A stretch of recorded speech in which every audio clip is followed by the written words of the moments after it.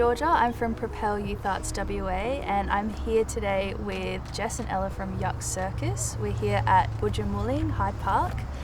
Thanks so much for being here today. Thanks so much for having us. Firstly, do you want to just tell us a little bit about YUCK Circus, what you're about, what you do? Give us a little rundown. I can handle it.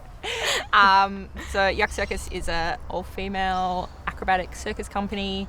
It's like a small independent company run by a sick boss lady, Georgia DeGuara. Good on her. And we all pretty much just make shows, circus shows generally, and tour around different small festivals and internationally and locally. The sort of aim of the company is to like champion the female voice and get some empowerment going, get some audience empowerment going, get some empowerment of everybody, really. Essentially an amazing circus company group. Pretty much just an amazing circus company. Yeah. Do you want to just tell me about one of your earliest memories and most significant memories of YUCK Circus? Because I know that it's been going around for a little while. Yeah, when did we first have our training little camp at the studio? That would have been Boxing Day 2018. Yeah. Was the first time we got together? Yeah, so we got together, probably my earliest memory is that very first week in, because obviously that's when we started, that's one of the earliest ones, but it was so interesting that Georgia had such a strong and driven sense of where the show was going and what needed to happen, and we had to make the show in something insanely small. It was less than 2 weeks, and we had a working show that you could kind of stumble through within about 4 or 5 days. And just that intensity of, okay, this act is going to be about this, you three go and do this. Jess and Ella, you're writing an act about this, off you go. And I think what really struck me as someone who's been performing for a long time was just immediately how cohesive the group was. You didn't have to have, there was really no negotiations even. Usually, in a partnership or in a group of people, it's we'll use your idea or we'll use, we'll shelf that one for now. But that early stage especially, it was everyone's ideas all got filtered in, and yeah, it was really awesome. It's like every creative's dream. Yeah. Right? It was weirdly easy. We were all just at the end of the week oh, we did it. Yeah. We have a show. And was suspiciously easy. Yeah, and so from that first day to then the end of that week, it was okay, let's do a bit of a mock run. And we were without skills, say, we were we could do that in 4 days. It was kind of crazy, but that's great. Yeah. And you both have a background in drama and circus. Yeah.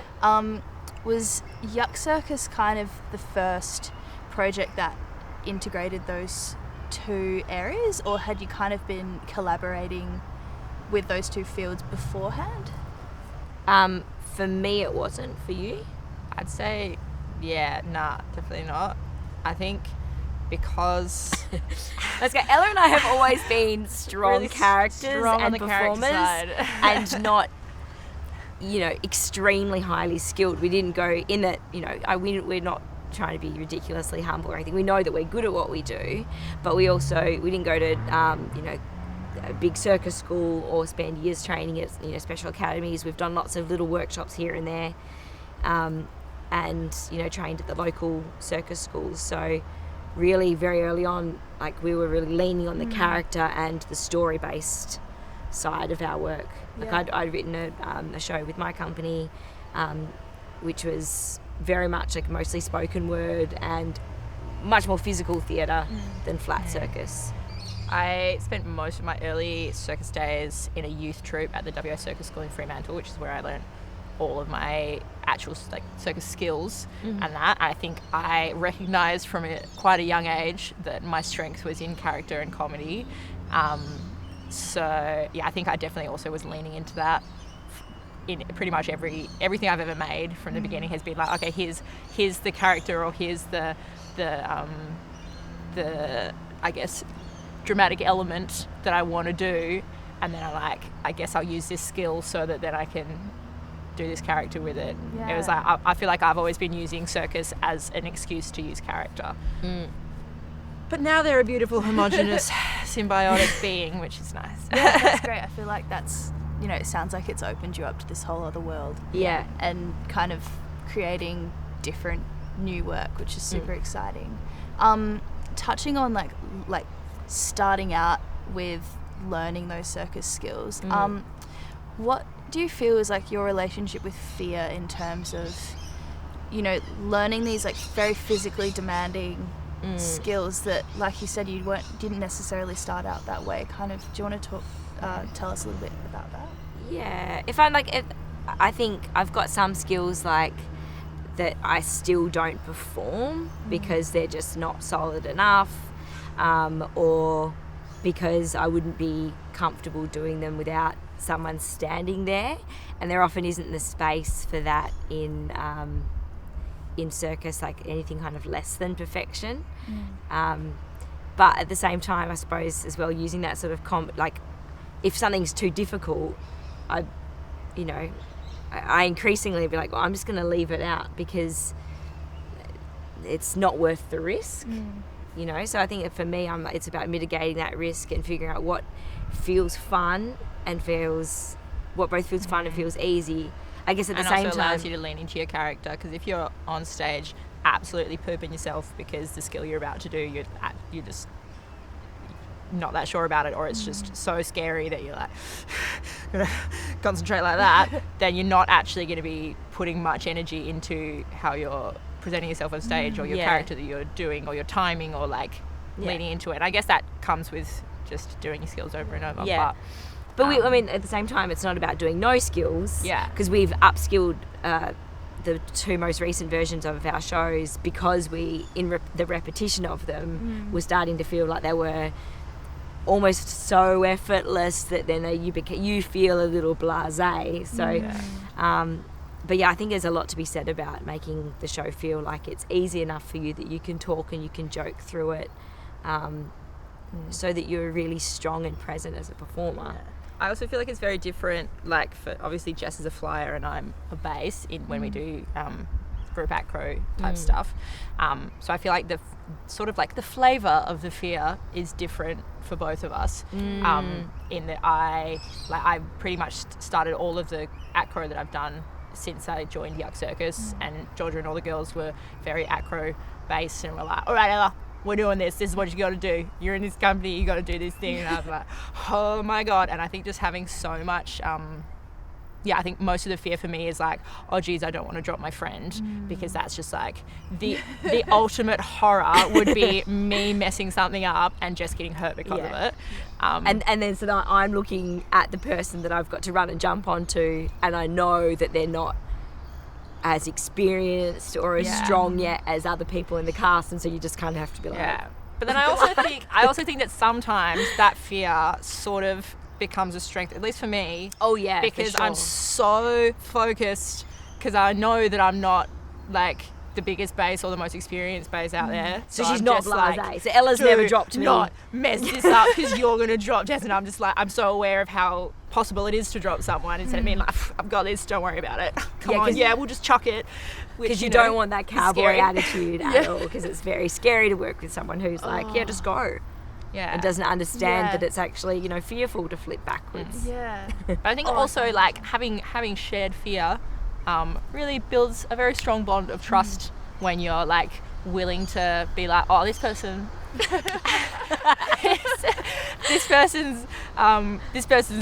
scared, but she's gonna try her best, and like, I'm gonna trust her enough to just like jump on her, and we're gonna try and do it. And so I respect Jess heaps for just being like, you can do this, come on, and just like putting herself on the line, being like, you got it. And I'm like, okay then. And I was kind of so strong, I said that, but that was like 3-4 years ago now. Now moving on to actually touring, you've toured nationally and also internationally. Pre moments. Sorry. That's okay. Internationally, which is, it's huge. It's super cool, and I guess a bit I mean, unless you've been to that place before, a bit like, okay, we're going in planes overseas, and it's huge. What was that like in comparison to, you know, touring nationally? That bit of extra excitement, I guess. I mean, even at that first Perth Fringe, when by the end of it, Georgia said to us, like, I've got goosebumps now, just like when Georgia had said to us that we'd been like approached by Edinburgh Fringe to go over there, we just couldn't believe it. You know, a show that we'd spent that was just so fresh and new, and I guess a company that was so fresh and new. Yeah. And initially the plan, like when we started making the Yuck show, Georgia was like, oh, I'm thinking about putting, like, I'd like to make a show for Perth Fringe, maybe Adelaide Fringe if we're feeling crazy. And we were like, whoa, okay, cool, yeah, we'll do this, and then we'll go, I don't know, get a job somewhere else. And then we'll do keep doing what we had been all doing for go back to whatever else. Yeah, and then just by the end of Perth Fringe, her being like, so I think we might go to the UK this year, and we were all like, what? Whoa! So we were booked for Edinburgh Fringe, for Glastonbury, which was like, you know, that bloody Kylie Minogue was there. Like, it was, No way. Yeah, she pretty much became Kylie Minogue first year out. Did she see it? Was huge. Was she in the crowd? Look, Kylie definitely got a chopper in and out pre and post set. She did not hang around in Glastonbury. But, you know, so we got to do our show, and then you'd run to, or, you know, then you'd run to go see Kylie, or you'd be dancing to Miley Cyrus and be like, oh, at 6 o'clock we've got to run for our show call, you know. Yeah. So that was a really special, like, first year of being out and about. And we did some shows in London as well. Like, a lot of people have been performing for a lot longer than us. Yeah, I think the whirlwind, they've been that lucky. The whirlwind nature of it was very surreal for, at least for me, who I was literally studying nursing the year before that, being like, I will be a nurse, I suppose. And then I decided that wasn't for me, so I was like, oh, okay, yeah, I'll try and be a circus performer. Didn't really know what that meant or how to do that. And then, like less than a year later, to be touring to the UK with a new show that we'd made, I've been like, what's happening? Yeah. But just like so surreal and so exciting. Yeah. And so just like, we're doing it. And to be clear, it's not the sexiness of performing with one of our amazing flagship circus companies. It's not like we're staying in hotels. It's not like we have our own rooms. You know, we would often stay at somebody's house, and there'd be 2 or 3 of us to a room, and someone would be in the living room, and you'd figure out like a configuration of who was sleeping with who. Yeah. Like, it was all done, like, and we had to pay for it. So it was like, we're going on tour and we just have to figure out how we're going to do it. The cheapest way to get from, I think, London to Belfast was by bus. You know, like, it's not like we were just like, oh, let's put our things on the plane and off we go. We were lugging a hula hoop bag and all of our gear through London to the bus depot. It was like, it was awful. I always wouldn't want to do it like that again. I would. It was fun. Yeah, it was nuts. Yeah. So also you kind of touched on this early on in our chat about, I guess, like part of YUCK Circus's core values is championing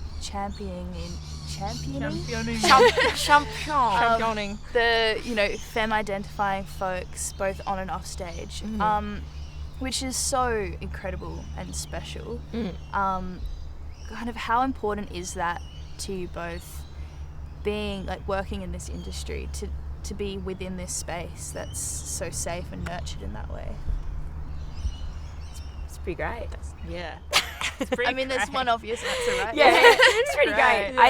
Yeah. It is. I think especially like focusing on that, like, you know, championing like femme voices. And so it's like, it doesn't mean that we could never work with men. Like, we had Ben work with us for Wrecked at the Wreckabite in December.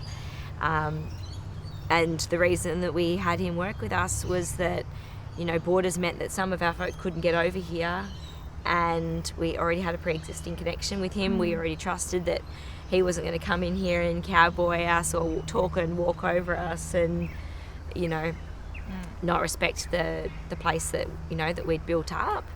And so that's the thing as well. It doesn't mean necessarily like, you know, boys are stinky. It just means that let's give a leg up to some voices that we haven't heard megaphoned before, you know. Like people who aren't, like Ben as an example, you know, like not necessarily femme identifying himself, but like you said, like supporting the and so I don't know, I think it just creates a really supportive, especially for someone who, like, for me, I think I have always had a lot of imposter syndrome to do with circus because I've never studied at a big institute, and personally I think my skill levels are on the lower side because I don't train them very much, to be honest. I've always like lent on character because that's my my passion, which I guess is a skill in itself. But just having an environment full of people who are like, you can do the thing, and Georgia especially being such a good boss lady of just like, why not? I mean, like, oh, I don't know if I'm good enough at Diablo to do an act. She's like, why not? Do it, like, come on, you can. It's gonna be great. Yeah. And then doing it and being like, oh yeah, that was great. It's just having a room full of people who want to see you succeed. And that's not to say that non-femme spaces can't be that, but I think it was just like a really comforting place to start off of just being like bunch of sick chicks in a room, just be like, we got this. We're a bit random and we probably don't have the same skill level as other companies, but like, whatever. But we're just going to do it. And then you're like, we're going to do it. And it's like this lovely energy that builds. And I think having so many of us in a company as well builds a lot of like energy and power on stage as well, which like creates camaraderie when you're actually doing it in a show. It feels good just being like, I got all my sisters with me. I think as an audience as well. And a lot of us in the show as well, in that initial stage, had done work before where they had been not the only female voice in the room, but felt like the minority. I know that some of the girls, when they were training over East, really felt that they were held back from skills because they weren't as big as the other bases. Yeah, they weren't 90 kilos with arms like this, you know. So everyone had that kind of the tiny chip on their shoulder to be like, oh, I don't just want to be the pretty ballerina at the top, or I don't want to be told I can't do this because I'm not big enough, or I'm too big, you know. So and even if you might not do a skill to the same level, just like having the permission to give it a go, and just being given the space and the time and the and the encouragement to be like, you can give it come on, why not?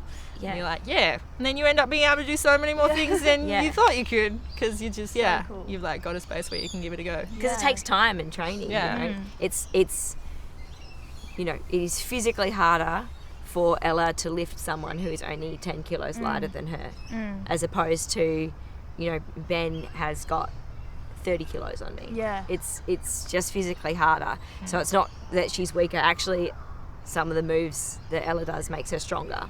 Because she's smaller.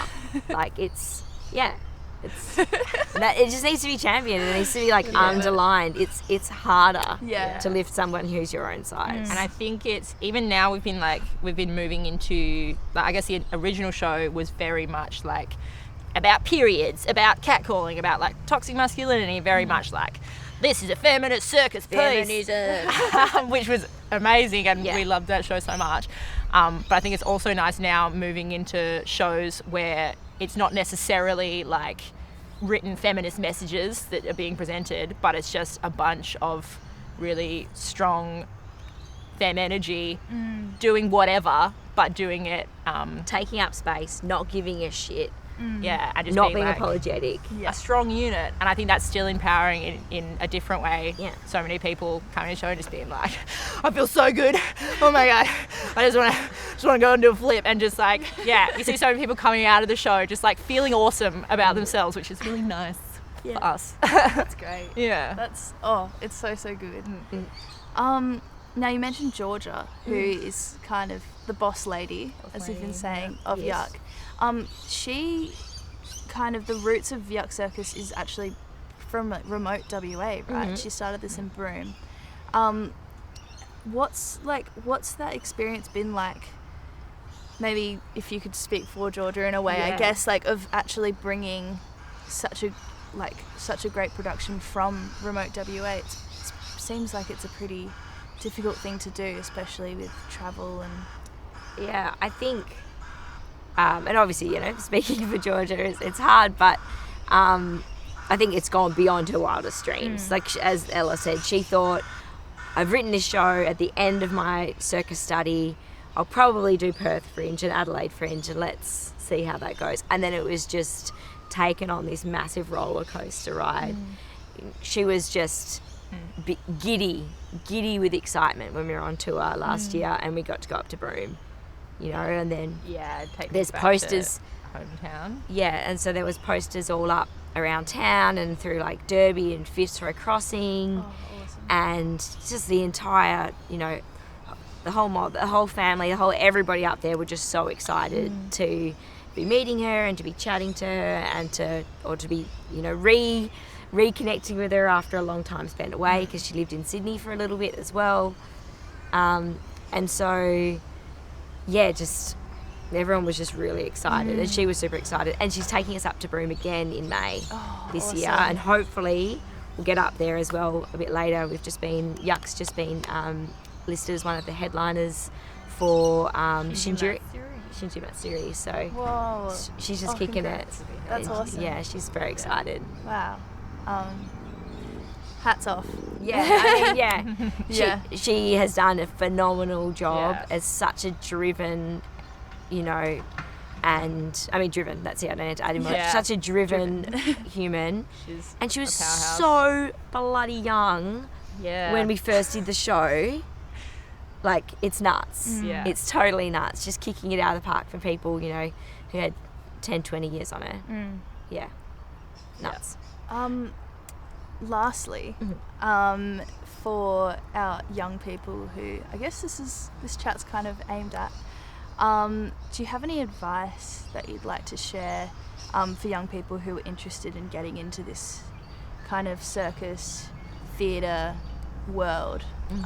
Just some general advice. Yes. Tricky. It's tricky because I feel fundamentally like I was just so lucky in how I got into it, of just having Georgia know me as a performer from being young and be like, making a show, do you want to be in it? Maybe like, okay. And then it just going crazy. But I was going to say, but fundamentally, there are lots of things. Yeah. There are lots of things in that. I think my biggest advice would be figure out what is, what's your thing, you know? Like, I think for a long time, I was just like, oh, I'll never do circus professionally. I don't want to train for 6 hours a day, and I'm not very good at skills. So I'm like, probably not going to be a performer. And I had such a passion and such a knack for character and comedy, but I just didn't know what value that could have in a professional setting. So I was like, oh, yeah, I'll probably be a nurse, hey. And it took someone else, Georgia, obviously, having grown up with me and known me as a performer, recognising that there was value in character and comedy that I had going on, and giving me a shot for that. So yeah, I'd say just like figure out what your thing is, because there's going to be some setting, and there's going to be someone who is like, That's my thing too. That's what we need. Yeah. That is what we need over here, rather than just being like, if I'm going to be a circus performer, I have to be just like those circus performers.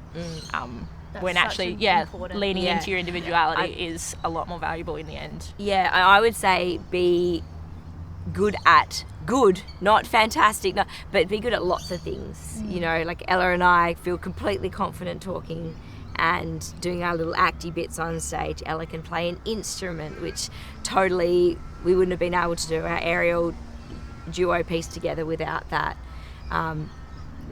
You know, being able to do a little bit of aerials and a little bit of tumbling and a little bit of acrobatics and juggling made me a much more employable person, and being able to make me be able to decide what it is that I want to do. So I think for young people performing, whether it's circus or otherwise, being able to wear many hats is actually a really good, is really, really helpful. Oh, and dance, of course. We haven't said dance at all, but oh yeah, true.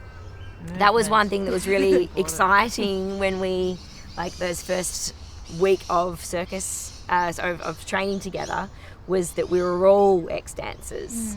And that wasn't something that I had done since high school, you know, like, and so having to learn like a jazz routine or having to choreograph something new was like really, really fun and fresh. So yeah, I would definitely say to young people, do lots of things, be able to dance even poorly, be able to do a handstand, be able to, you know, maybe, you know, half carry a tune. Like the more things you can do, the more options you give yourself. You know, more tools at your disposal. And also, just like be kind and a good person. Oh. Because my God, there's just I just would be so much more receptive to having, like, if I had a company, I'd rather have a gaggle of people who are all right at what they do, but are receptive and kind and work well together and, you know, decent, good people,